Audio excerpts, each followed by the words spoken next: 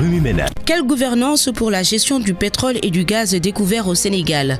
Comment faire pour que le Sénégalais puisse en profiter? Quelles mesures prendre pour éviter la malédiction du pétrole? Le dernier rapport de Transparency sur la corruption, pourquoi le Sénégal reste dans la zone rouge? Le référendum de 2016 et la présidentielle en 2017, quelle lecture? Le groupe consultatif des Nations Unies qui confirme la détention arbitraire de Karim Wade, quelle est la position de l'État du Sénégal? Quelle analyse en faire? Pour en débattre, Remue-Ménage reçoit ce dimanche 31 janvier 2016 le docteur Gilles Yaby, économiste et analyste politique, initiateur de Wati, un think tank citoyen de l'Afrique de l'Ouest, et docteur Ndongo Sylla, économiste et chercheur à la Fondation Rosa Luxembourg. Remue-Ménage, dimanche 10h, 11h avec Alassane Samba Diop sur la radio de toute l'actualité RFM.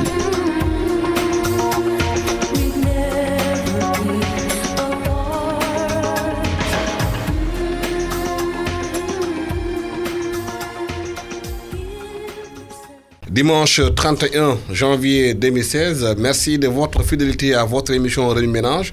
Qu'il soit aujourd'hui Dr Gilles Yaby, économiste, analyste politique et initiateur de Wati, un think tank citoyen de l'Afrique de l'Ouest, et Dr Ndongo Sylla, économiste et chercheur à la Fondation Rosa Luxembourg. Merci monsieur d'avoir accepté notre invitation. Vous le savez, l'annonce a été faite cette semaine que le Sénégal, avec la société Cosmos, a découvert 450 milliards de mètres cubes de gaz au large de Saint-Louis. Aujourd'hui, cette découverte a été faite après celle qui avait été annoncée concernant le pétrole. L'euphorie semble se saisir de certaines personnes dans ce pays, surtout au niveau du gouvernement, en disant que le Sénégal va devenir bientôt un pays pétrolier et gazier, et ensuite que cette manne pourrait aider le Sénégal à amorcer son développement.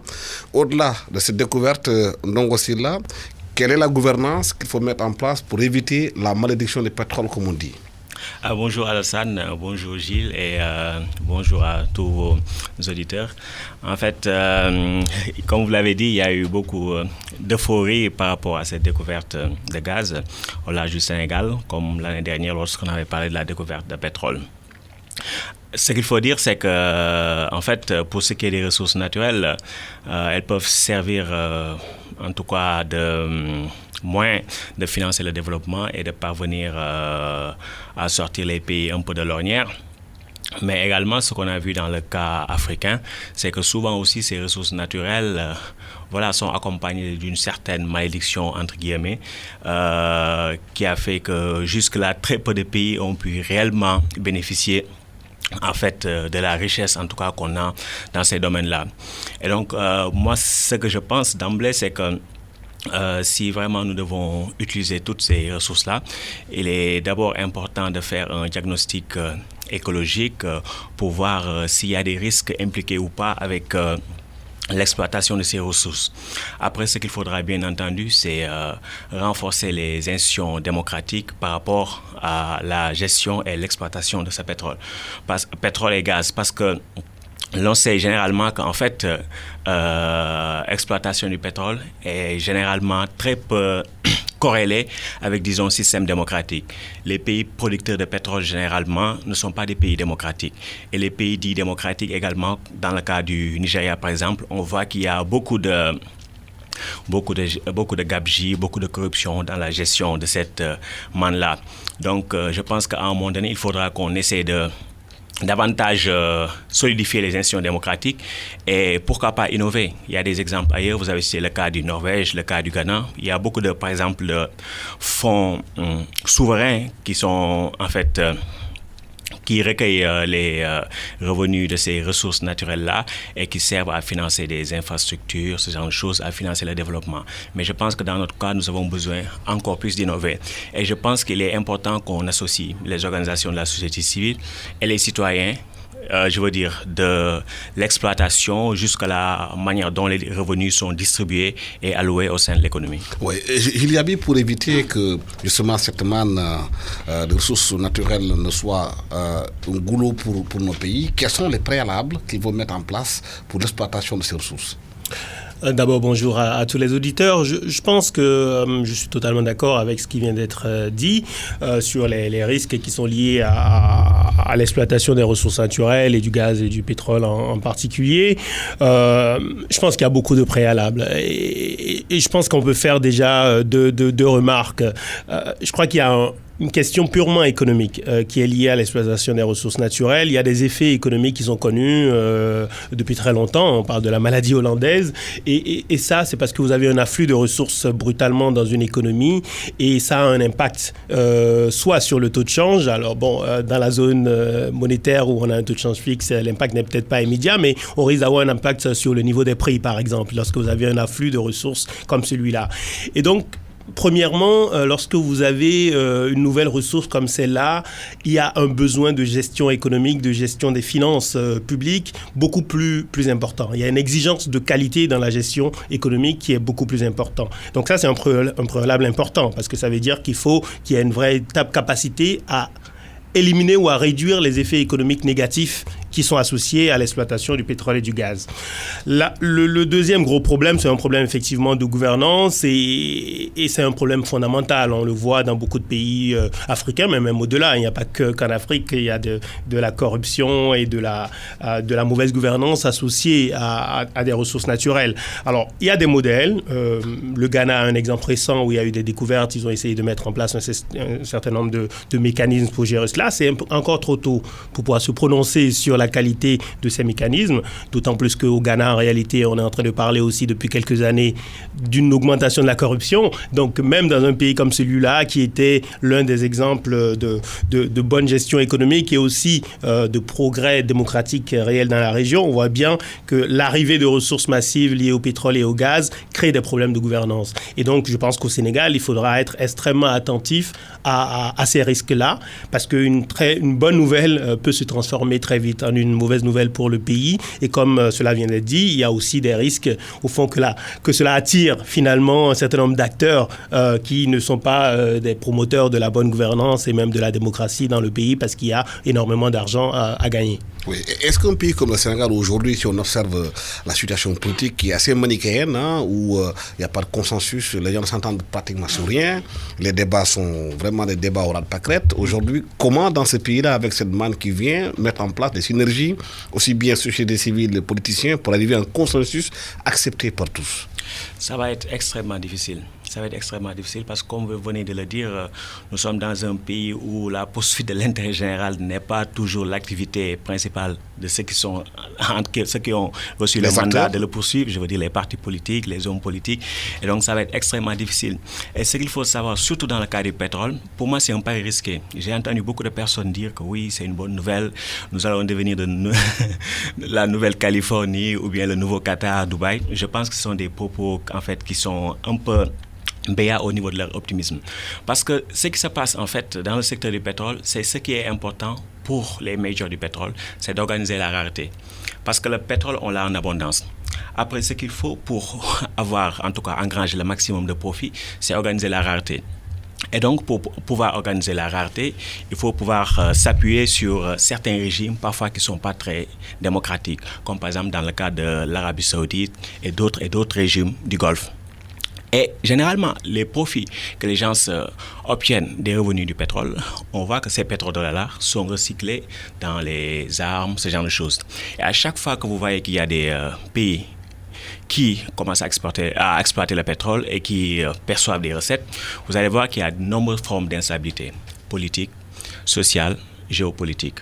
Et donc, moi, je crains beaucoup, en l'état actuel de nos institutions, que cette découverte de pétrole et de gaz puisse avoir des conséquences vraiment délétères sur la stabilité de notre pays. Et j'ai de sérieuses réserves par rapport à ça. Je pense qu'on devrait être très, très modéré et nous dire que là, nous allons nous embarquer vers un pari risqué. Et donc, nous avons besoin de mettre les citoyens au cœur de cette entreprise-là. Comment gérer le pétrole, gérer les ressources fournies par le pétrole et autres. Parce qu'on voit que dans les pays, par exemple, africains comme le Ghana, le Nigeria, ils ont eu plus ou moins une certaine discipline fiscale. Mais une fois qu'on a la manne du pétrole, après ça devient facile.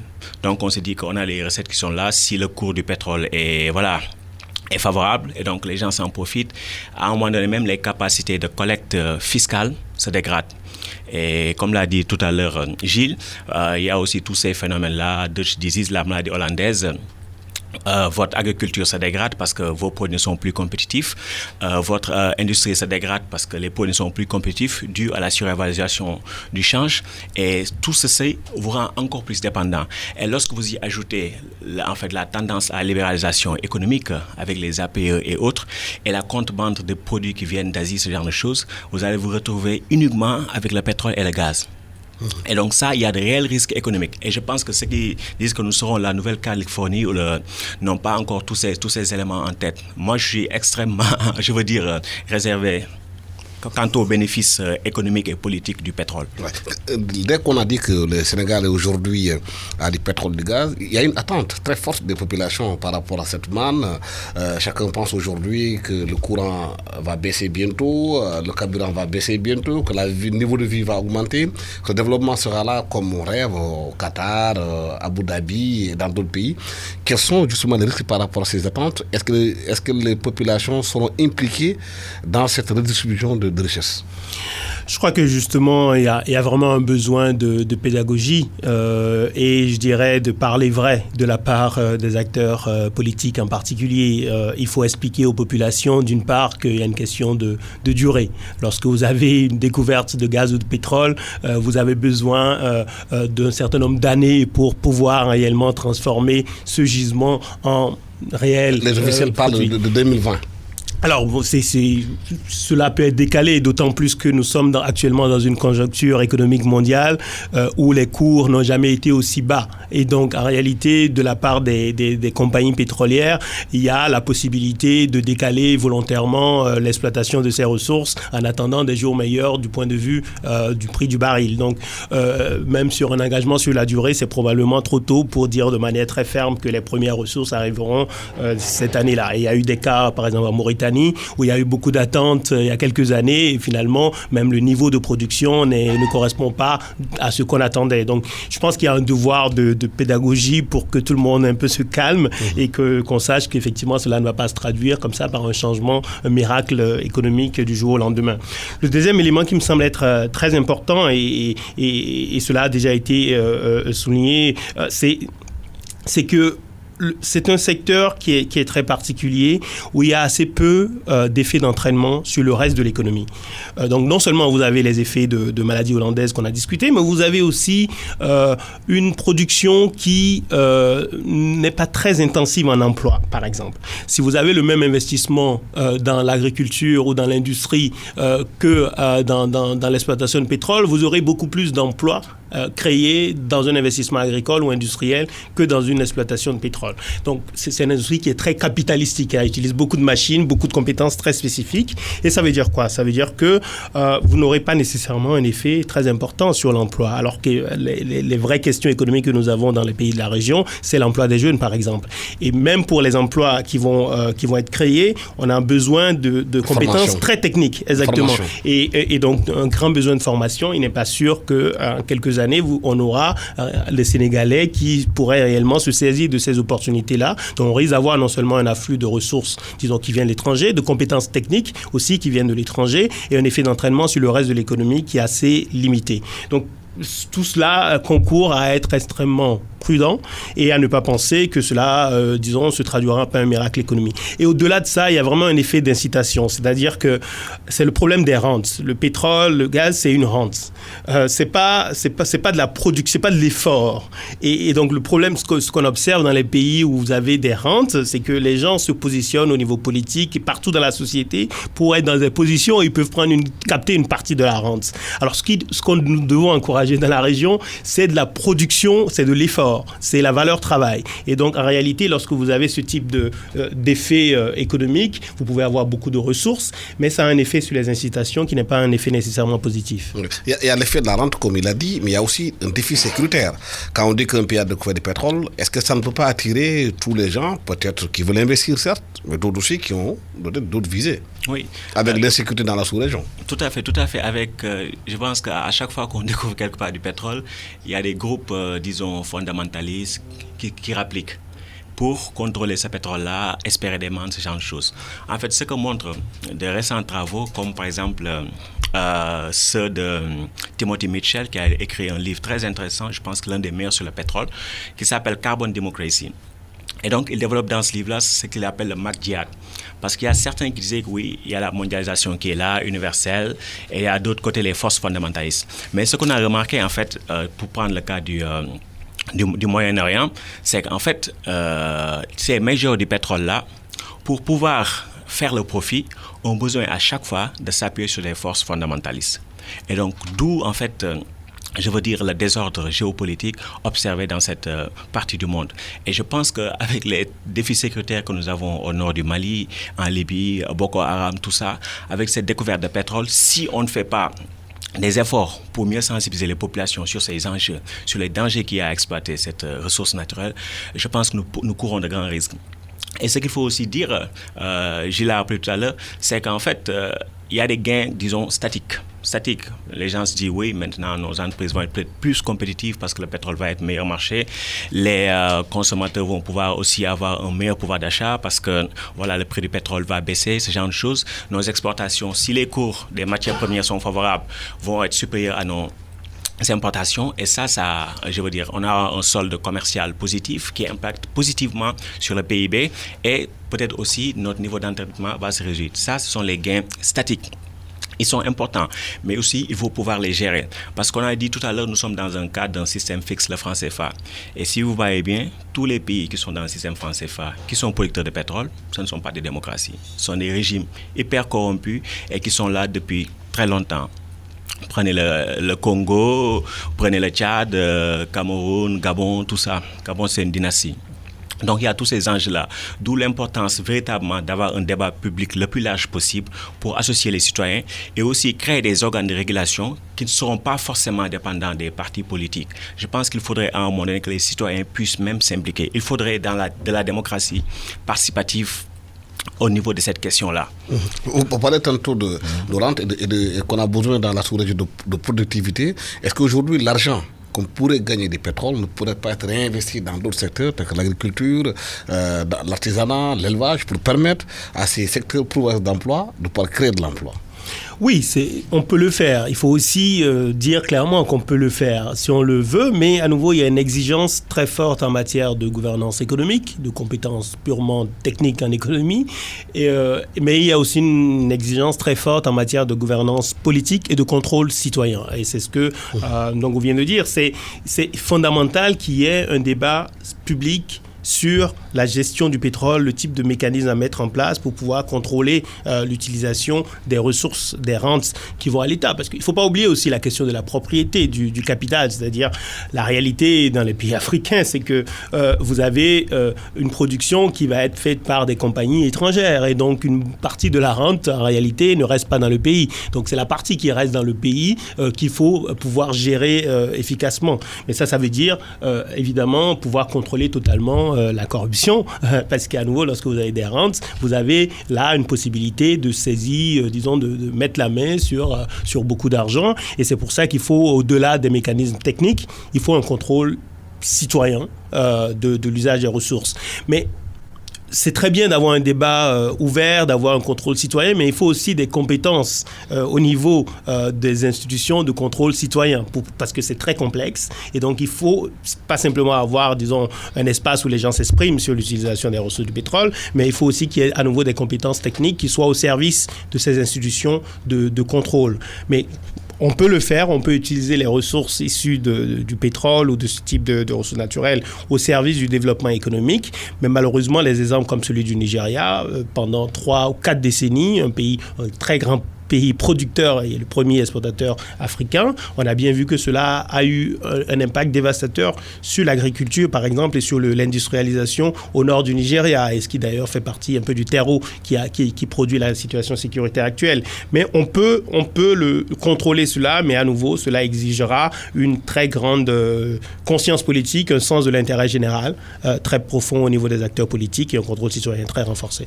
Il parlait tantôt de rente qui peut créer des terreaux de la corruption. Ça nous permet d'aller au deuxième point de notre débat, c'est par rapport au rapport de Transparency qui dit que le Sénégal reste dans la zone rouge, même si sur le plan de classement, il a gagné 8 points à être au même niveau que les autres. Pourquoi aujourd'hui, dans le pays, on n'arrive pas à combattre efficacement la corruption?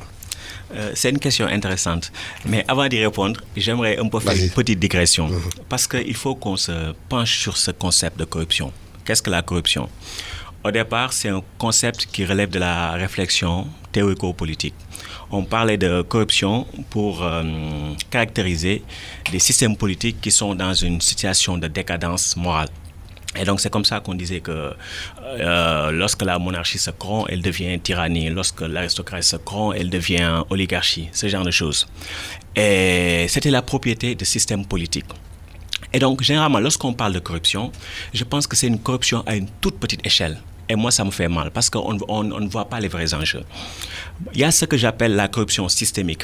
La corruption systémique, c'est la corruption inhérente au système capitaliste, qui est un système basé sur la corruption. Dans quel sens? On est dans un système qui dit qu'il faut accumuler pour accumuler, pour accumuler, pour accumuler de manière infinie de l'argent. Et donc, vous allez voir que certaines personnes ne peuvent pas avoir accès à la santé. Pourquoi? Parce que c'est cette configuration-là qui arrange, disons, telle pharmacie ou tel grand groupe pharmaceutique. Certaines personnes vont être au chômage, non pas parce que les entreprises sont incapables de leur donner des revenus, mais voilà, c'est ce qui permet la rentabilité. Donc, un système qui privilégie l'argent sur l'homme, c'est un système qui est corrompu moralement. Et lorsqu'on parle de corruption, on ne voit pas cette dimension systémique-là du capitalisme. Et donc ça, il est important que parfois, on en parle dans les débats. La corruption dont parle Transparency International, c'est ce que j'appelle, faute de meilleurs termes, la corruption administrative, celle qu'on voit au niveau des États, des organisations non marchandes et aussi au niveau des entreprises. Mais en fait, Transparency International, son classement, l'indice de perception de la corruption, c'est pas la corruption en tant que telle, observée, réelle, qu'on voit tous les jours. C'est juste des perceptions. On voit des experts, on leur demande, Alassane, que pensez-vous aujourd'hui du Sénégal? Pays corrompu ou pas par rapport à l'année dernière? Et qui sont ces experts?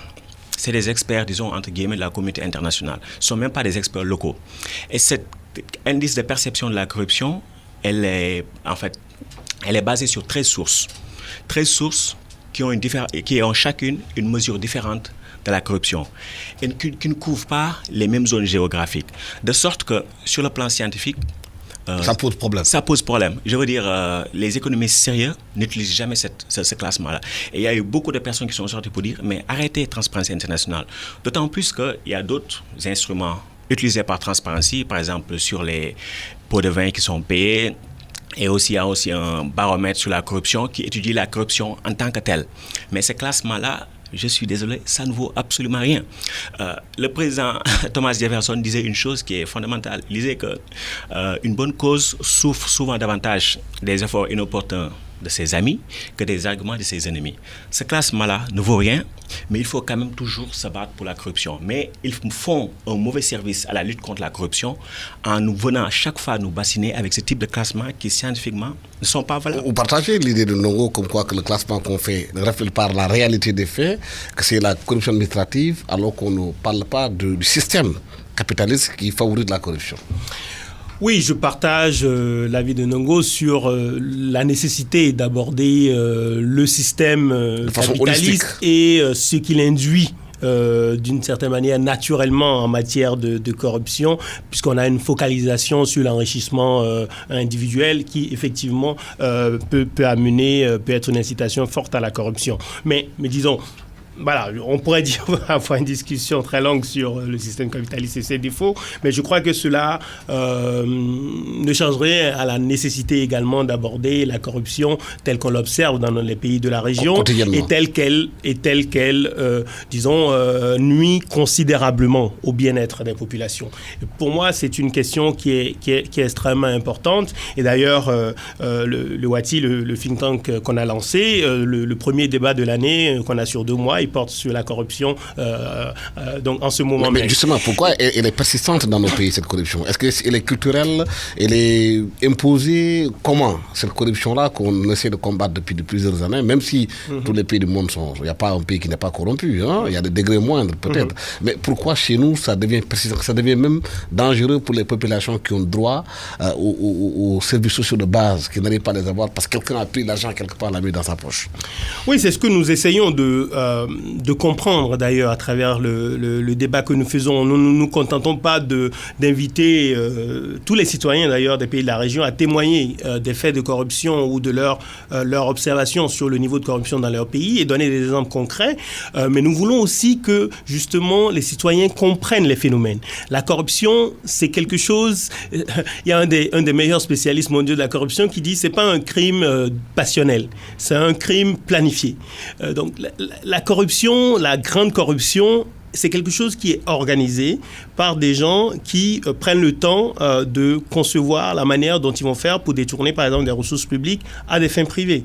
Et donc, ce que nous essayons de faire, c'est dire, mais voilà comment ça se passe, voilà les différentes formes de corruption. Il y en a de très, très, très nombreuses. Parmi les formes de corruption, il y en a certaines qui sont plus nocives que d'autres pour l'intérêt général. Quelles sont les formes qui sont les plus nocives pour l'intérêt général?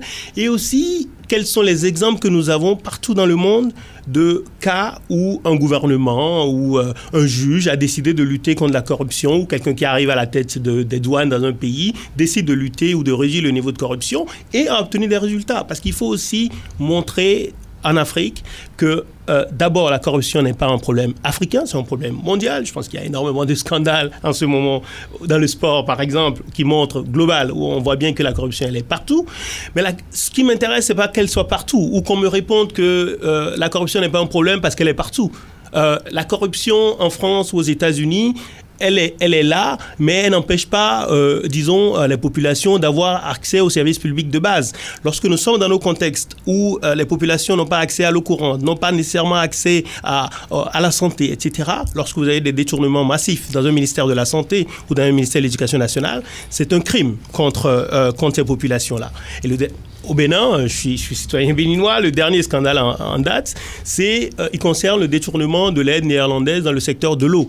Il y a eu toute une organisation des hommes d'affaires et des fonctionnaires du ministère de l'énergie. Et maintenant, il y a un rapport très clair qui montre exactement comment cela se passe. Concrètement, on n'a pas construit des infrastructures d'adduction d'eau et on a détourné totalement l'argent. Il faut montrer aux populations que c'est un crime et que c'est extrêmement, extrêmement grave. Et c'est pour ça que, pour moi, même si on peut critiquer les rapports de Transparency, la méthodologie, etc., et que c'est clairement un indice de perception de la corruption, c'est quand même important de regarder ce type de rapport parce qu'il y a quand même une information qui est donnée sur le sentiment des populations et le sentiment en particulier aussi de l'évolution de cette perception dans le temps. Et avant le rapport global de Transparency, en décembre dernier, il y a eu un rapport conjoint de Transparency et de l'Institut Afrobaromètre, qui est l'un des instituts rares sur le continent qui fait des sondages d'opinion, mais avec une méthodologie scientifique, qui montre aussi des éléments intéressants où les populations dans certains pays disent, le gouvernement a fait des efforts de lutte contre la corruption. Il y a d'autres pays où les citoyens sont totalement désabusés. Ils pensent qu'il est impossible de lutter contre la corruption. Et même sur ça, le Sénégal était plutôt bien classé par rapport à d'autres pays de la région sur le sentiment d'une amélioration de la lutte contre la corruption, ce qui ne veut pas dire qu'il n'y a pas énormément de travail à faire. Oui, mais justement, est-ce que si cette corruption persiste dans nos pays, c'est parce qu'il n'y a pas les institutions qu'il faut pour lutter efficacement contre, ou bien ce qu'on a mis en place, c'est juste de la poudre aux yeux? En fait, je pense qu'en Afrique, la petite corruption, moi je l'appelle petite corruption administrative. En fait, pour moi, c'est dû au fait que les systèmes politiques étaient au moins d'ascension sociale. Et donc, pour moi, c'est fondamentalement cela le vice. Donc, la corruption, elle est plus ou moins institutionnalisée dans la mesure où les gens qui veulent faire carrière, disons, dans la politique, sont obligés de jouer à ces jeux-là. Et je pense qu'à un moment donné, ce qu'il faudrait, c'est renforcer la démocratie par des choses, je veux dire, par des institutions assez strictes. Par exemple, le financement des partis politiques. On doit avoir une transparence complète là-dessus. On doit avoir aussi des enquêtes de moralité et aussi des enquêtes sur le patrimoine de tous ceux qui veulent faire, entre guillemets, de la politique. Tant qu'on n'est pas là, mais je pense que la corruption, la petite corruption sera toujours une réalité. Et les populations qui pensent que des fois que c'est tout à fait normal, que ça se fasse comme ça, est-ce que c'est dû au fait qu'il n'y a pas eu d'éducation des populations pour la prise en conscience de ce genre de situation ou pas, qu'elles ne comprennent pas peut-être que si on prend 50 francs de leur budget pour leur hôpital, c'est les conséquences elles-mêmes qu'elles le subissent? Est-ce que c'est parce qu'il n'y a pas de pédagogie, d'explication qui fait que les Sénégalais, de façon globale, voilà. Je pense que les populations le savent, mais seulement parfois il y a la corruption avec certains agents de l'administration, que ce soit des policiers ou autres. Je pense que ce sont des coûts de transaction parce qu'ils se disent qu'en monnaie, c'est tellement compliqué que si on ne donne pas tout de suite ce que veut l'agent, on ne va pas s'en sortir. Mais ça, c'est à un autre niveau. Je pense aussi, comme je l'avais dit tout à l'heure, lorsqu'on parle de corruption, il est nécessaire de préciser l'échelle et la gravité. L'échelle, parce que je peux donner un exemple qui est assez illustratif, c'est le cas de la Guinée. Entre, disons, 1960 et jusqu'au milieu des années 2000, la Guinée-Conakry a reçu 500 milliards, les ressources naturelles de la Guinée ont généré 500 milliards de dollars de recettes d'exportation. Et la Guinée n'a reçu que 4 à 5 milliards de cela. 4-5 milliards qui ont été détournés par les élites. Donc on va dire, ceux qui parlent de lutter contre la corruption, ils vont juste s'intéresser à ces 4-5 milliards. Mais moi, la question que je me pose, mais que fait-on des 495? Et c'est le problème que j'ai avec des classements d'institutions comme Transparency, qui font un travail remarquable et qui nous sensibilisent sur ces questions-là, mais qui nous mettent sur une fausse piste. Vous prenez le classement, vous allez voir que les Africains qui sont victimes, nous, peuple, nous sommes victimes de la corruption. Nous sommes les derniers. Donc, on dit que nous ne sommes pas des États clean, en fait, highly corrupted.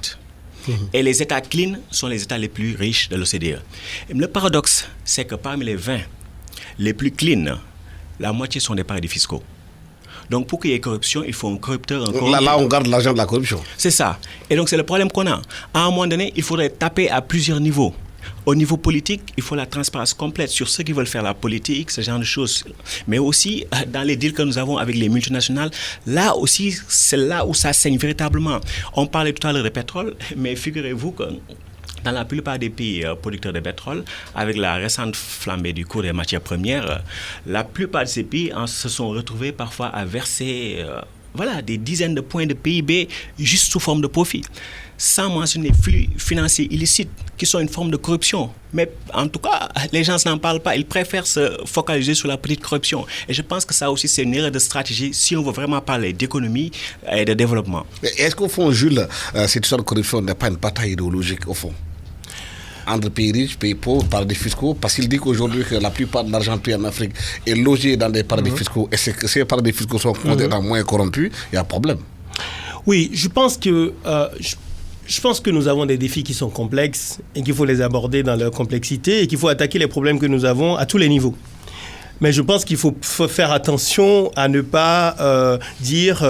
par exemple, que parce qu'il y a des flux financiers illicites, parce que la corruption la plus massive, effectivement, l'argent de la corruption, là où est-ce qu'il est mis, là où est-ce qu'il est utilisé, on sait très bien le rôle qu'un pays comme la Suisse a joué pendant longtemps pour recevoir des fonds de dictateurs, etc. Luxembourg, Singapour, entre autres. Et d'autres, exactement, et beaucoup d'autres pays. On sait qu'aujourd'hui, avec la mondialisation, on ne parle plus beaucoup de la Suisse, parce qu'en fait, en Asie et dans de nombreux autres pays, on peut effectivement aller cacher des ressources issues de la corruption facilement. Et on sait que tout cet argent-là est utilisé par ces pays, y compris les pays qui donnent des leçons. Donc moi, je suis totalement au fait de cette dimension internationale de la corruption et de la nécessité d'en parler et de lutter en particulier sur tout ce qui facilite les flux financiers illicites au détriment de l'Afrique. Mais je pense qu'on sera beaucoup plus crédible dans cette lutte-là, en particulier en tant que citoyen, pas nécessairement en tant que dirigeant, mais en tant que citoyen. Je pense qu'on sera beaucoup plus crédible si on lutte à la fois contre ce système international dans lequel, de toute façon, nous sommes extrêmement faibles et nous le serons malheureusement pendant longtemps. Mais il faut aussi qu'à l'intérieur de chacun de nos pays, au moins dans l'espace de ressources que nous avons, limité, qu'on réduise le niveau de corruption, parce que la réalité, c'est qu'on a un transfert de ressources de la part des populations les plus pauvres vers des élites. Et donc, vous avez un effet massif sur les inégalités qui creuse les inégalités dans nos pays. Et on parlait d'échelle. Le Sénégal, effectivement, n'est pas le pays où on a, disons, le sentiment de la corruption la plus élevée dans la région, sur le continent. Mais il y a des cas qui sont extrêmement graves. Le Nigeria, qui est un pays très riche, le potentiel est énorme. Donc, ce qu'on peut effectivement manger ou détourner aussi est énorme. Mais c'est absolument scandaleux lorsqu'on regarde le niveau de pauvreté dans le pays. Donc, on ne peut pas mettre, par exemple, cela seulement sur le dos des firmes multinationales qui ont exploité le pétrole au Nigeria. Nigeria. Il faut aussi questionner des hauts responsables militaires, politiques au Nigeria qui ont des milliards. Je ne parle pas de millions de dollars, mais des milliards. Il y a un problème. Et donc pour moi, c'est bien, il y a une question idéologique, il faut en être conscient. Mais il faut être conscient aussi des rapports de force. Et lorsqu'on mène une bataille, il faut savoir, déjà mener les batailles qu'on peut mener avec beaucoup de chances de succès. Et ensuite, s'attaquer aux batailles qui sont les plus difficiles. Et évidemment, lorsque vous avez des rapports de force que nous avons, c'est beaucoup plus difficile de lutter contre la grande corruption internationale parce que pour l'instant, ce sont des puissances, des gens, des acteurs qui ont des moyens beaucoup plus importants, y compris pour éliminer physiquement aussi. Oui, en fait, juste pour dire que la dimension internationale, pourquoi elle est capitale? Parce qu'en fait, voyez-vous, Alassane, souvent, les gens avancent des théories spontanées. La corruption, c'est un handicap au développement, ce genre de choses. Ça, ce sont des théories spontanées. Aucune validité scientifique. La corruption, en tant que telle, personne ne peut dire que si c'est un frein ou pas au développement. Ça dépend des conditions. Parce que si vous prenez de l'argent pour un projet, vous l'affectez à un autre projet ou à d'autres dépenses, si ça reste dans votre économie, au niveau macroéconomique, que ce soit de l'argent sale ou pas, c'est une réallocation. Généralement, pourquoi nous, Africains, nous souffrons de la corruption? C'est parce que ça s'accompagne de transferts vers l'étranger. C'est ça. Et c'est ça la dimension internationale. L'argent ne reste pas dans le pays. Parce que si tout l'argent volé, tout ça restait dans le pays et réinvesti, ça n'aurait pas changé grand-chose, disons, sur le plan macroéconomique. Mais le problème, c'est les flux qui sortent vers l'étranger. Et ça aussi, nous sommes dans un monde où on nous dit que maintenant, il faut libéraliser tout. Laisser l'argent, les profits sortir. Les traités d'investissement que nous avons, le Sénégal les permet. Il faut que ça sorte.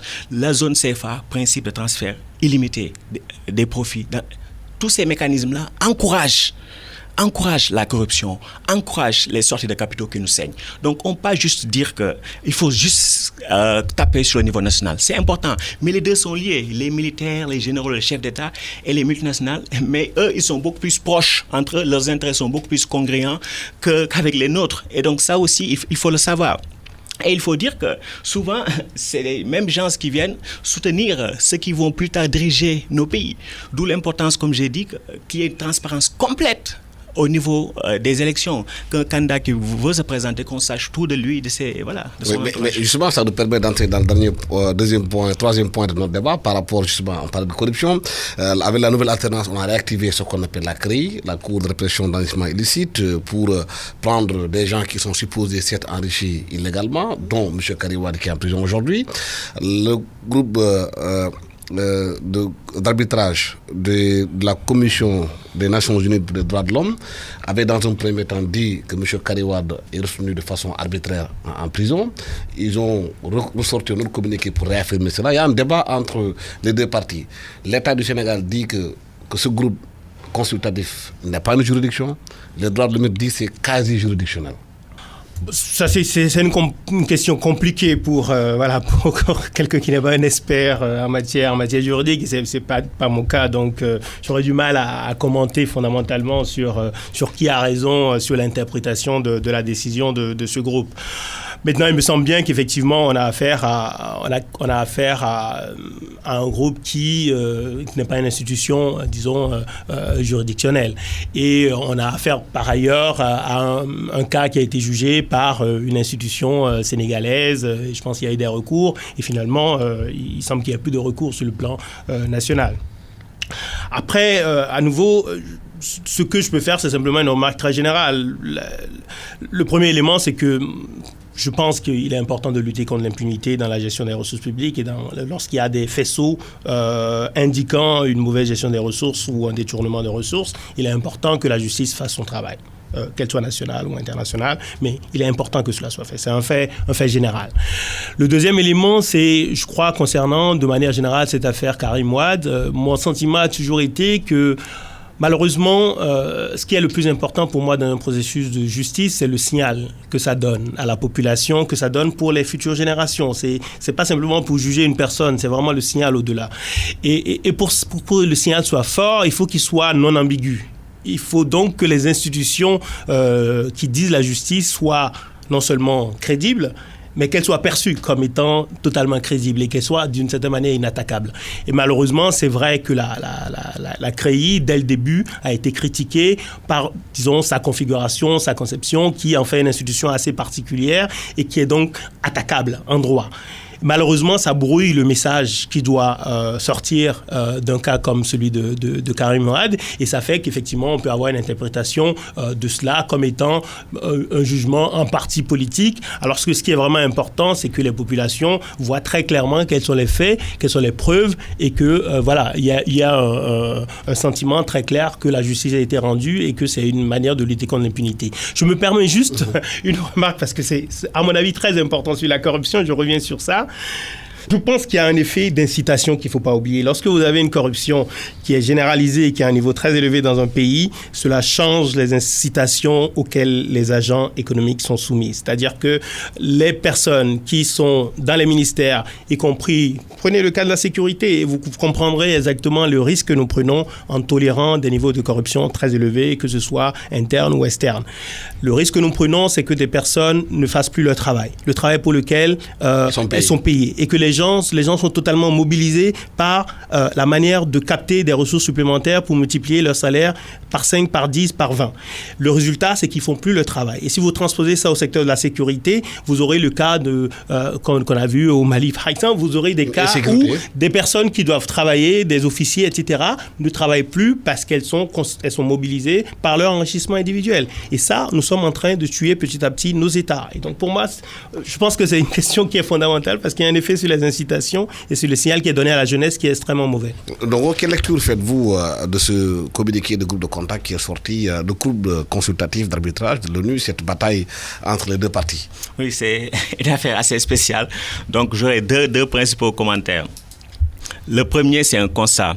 C'est de dire qu'en fait, il est désolant de voir que, en fait, dans nos systèmes politiques, toutes les grandes questions juridiques se sont soldées, en fait, par la force, se sont réglées par la force. Je donnerai comme exemple le cas du 3e mandat de Wade. Je donnerai comme exemple la légalité de la CREI. Je donnerai comme exemple le cas du référendum, si l'avis du Conseil constitutionnel va lier ou pas le président Macky Sall. À chaque fois, on a de grands juristes, on a de grands constitutionnalistes, mais il n'y a aucun consensus, on ne sait pas où la vérité se situe. Donc, on a l'impression que c'est le capharnaüm total. Et donc, ça, c'est pas encourageant pour notre système politique. Quant à l'affaire Karim Wade de la CREI, je ne suis pas juriste, donc je ne peux pas, faire un commentaire peut-être pertinent.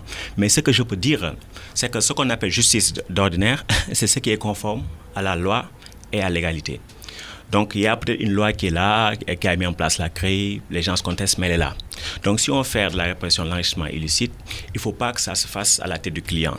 Mais là, actuellement, on peut dire même que c'est une sorte de paradis de justice. Parce que nous, en tant que citoyens, ce qu'on aurait voulu, c'est que nous ne sommes pas pour celui-ci ou pour celui-là, mais seulement qu'on rende justice. À tout le monde. À tout le monde. Il y a une liste de 25 personnes qui est attendue, qui a été déclarée. À tout le monde. Et ce qu'il faudrait aussi, c'est qu'on évite, en tout cas, de manipuler l'opinion publique. Parce que parfois, quand ça arrange tel parti, on dit que oui, au niveau international, il y a ça. Quand ça ne l'arrange pas, on ne sort pas. Toujours, on est dans ces genres d'intrigues.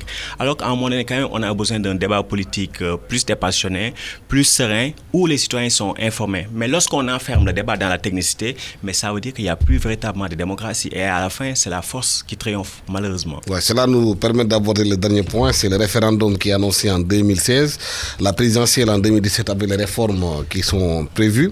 Le président de la République, Macky Sall, a fait une interview dans le journal L'Express, un journal français. Il a parlé de ces deux points, référendum 2016, présidentielle 2017. Mais aujourd'hui, il y a un débat. Certains juristes estiment que l'avis du Conseil constitutionnel lie le président, d'autres disent non, qu'il ne le lie pas. Comment aujourd'hui sortir de ce guêpier? Peut-être qu'on n'a pas encore pris la mesure de cette décision qui sera prise par le Conseil constitutionnel parce qu'il a été saisi. Ça va faire bientôt 1 mois, il va rendre son verdict. Oui, à nouveau une question complexe où il y aura sans doute, il y a déjà des avis très différents de la part de spécialistes de la question. À nouveau, je ne suis pas spécialiste des questions juridiques, des questions constitutionnelles en particulier. Donc, je pense que tout dépend de ce que prévoit déjà la Constitution actuelle sur les avis qui sont rendus par le Conseil constitutionnel. Je pense que s'il n'y a pas une clarté sur cela, ça veut dire qu'il y a effectivement une faille déjà. Parce qu'un avis d'un Conseil constitutionnel, soit il est consultatif, et auquel cas, c'est très clair, le président peut décider de passer outre, soit c'est un avis qui lie le président. Et je pense que l'idée d'une institution comme le Conseil constitutionnel, et c'est vrai que d'autres pays ont des cours constitutionnels, donc dans les termes, c'est déjà beaucoup plus fort. L'idée de ce type d'institution, c'est que qu'elle soit située au-dessus de tout, et que ce soit un organe régulateur des pouvoirs publics. Et dans ce cas, ça n'a pas beaucoup de sens qu'un avis d'un Conseil constitutionnel, finalement, ne lie pas l'autorité, en particulier le pouvoir exécutif, puisque le rôle fondamental du Conseil constitutionnel, c'est justement de trancher d'une certaine manière sur les questions qui sont les plus importantes pour un État et sur les principes fondamentaux. Maintenant, pour revenir pour moi, je trouve que c'est dommage qu'on s'enferme chaque fois sur des débats juridiques, constitutionnels, entre experts, au lieu de se poser des questions sur le fond. Les réformes institutionnelles, c'est des questions qui sont extrêmement importantes.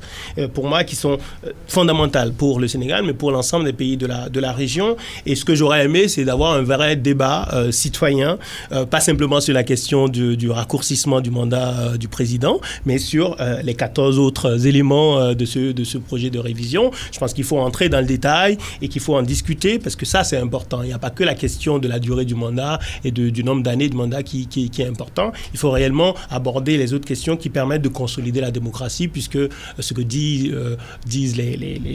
le pouvoir, c'est que toutes ces réformes visent à consolider la démocratie. Donc, c'est ça qui me semble être beaucoup plus important que de savoir si l'avis du Conseil constitutionnel lie ou pas le président.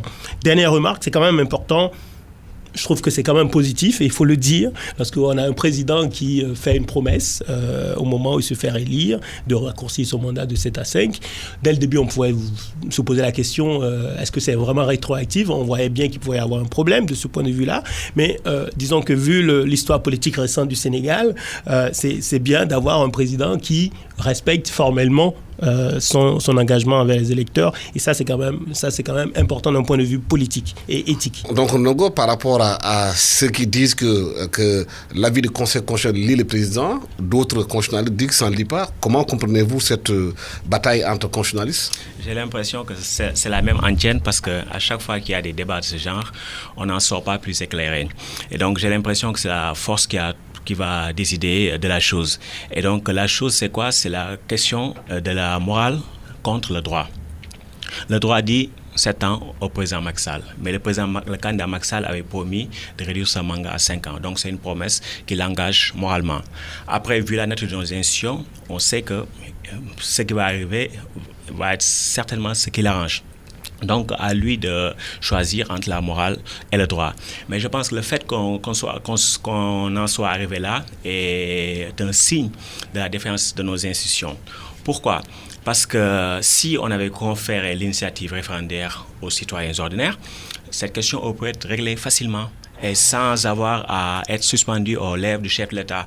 On aurait pu dire, vous citoyens, vous voulez réduire ou pas le mandat du président de la République ? Vous avez la possibilité. On organise le référendum et la question est réglée. Mais nous sommes dans des systèmes hyper présidentialisés qui font que tout dépend du chef de l'État. Et ce ne sont pas des systèmes véritablement démocratiques. Et je pense que le fait qu'il y ait eu ces réformes institutionnelles, c'est à saluer, bien entendu, mais je pense que ces réformes ne vont pas très loin. Je ne vois pas des choses réellement substantielles qui ont fait avancer, disons, les droits démocratiques des citoyens. On a parlé de l'initiative référendaire, de l'initiative législative. On revient dessus, sur la liberté d'accès à l'information des administrations, des entreprises, tout ça. Il n'y a rien sur ces côtés-là. Il n'y a aussi rien sur tout ce qui est organe de contrôle citoyen, décentralisé et indépendant de l'État. Et c'est ça qui fait vraiment nourrir la démocratie, la vraie démocratie authentique, où les citoyens participent, sont impliqués et ont leur parole, on puisse être entendu au niveau de la sphère publique. Et c'est ça qui est un peu dommage. Jules, on a l'impression qu'avec cette réforme constitutionnelle, on se focalise que sur la question du mandat de la reddition. On oublie les 14 autres réformes mise en boîte. Est-ce qu'aujourd'hui, on n'a pas l'impression que ce qui intéresse la classe politique, au fond, c'est le pouvoir? Oui, en tout cas, je pense qu'il est important d'abord de remarquer qu'on a quand même, disons, des réformes qui vont globalement dans le sens d'une consolidation de la démocratie. Vu l'actualité du continent, c'est déjà pas mal qu'on ait quand même des réformes constitutionnelles qui ne vont pas dans le sens d'une réduction claire de l'espace démocratique.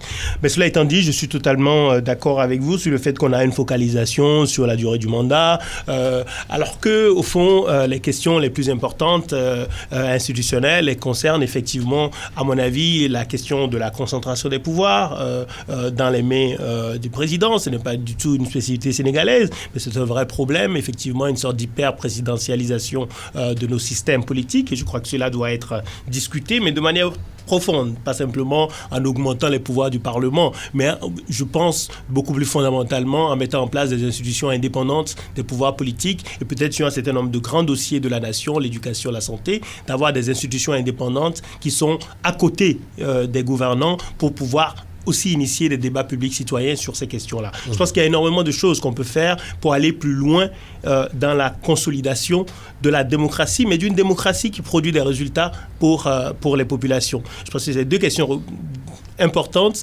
C'est bien d'avoir une démocratie électorale et c'est ce sur quoi on se focalise, comment on représente le peuple. Mais je pense que maintenant, même les démocraties les plus anciennes ont montré, disons, les limites de l'exercice de représentation des peuples. Et maintenant, il faut se focaliser aussi sur les conditions qui permettent d'avoir des systèmes démocratiques qui permettent de produire de bons gouvernements. Jules Yaby, merci, économiste et analyste politique, initiateur du think tank Wati, un think tank de l'Afrique de l'Ouest. Docteur Ndongo Sylla, économiste et analyste aussi politique à la Fondation Rosa Luxembourg. Au micro, Alassane Samba Diop, à la technique, Hassan Diouf. Bon dimanche à tous. Merci à tous. Merci à tous. Merci à tous. Merci à tous. Merci à tous.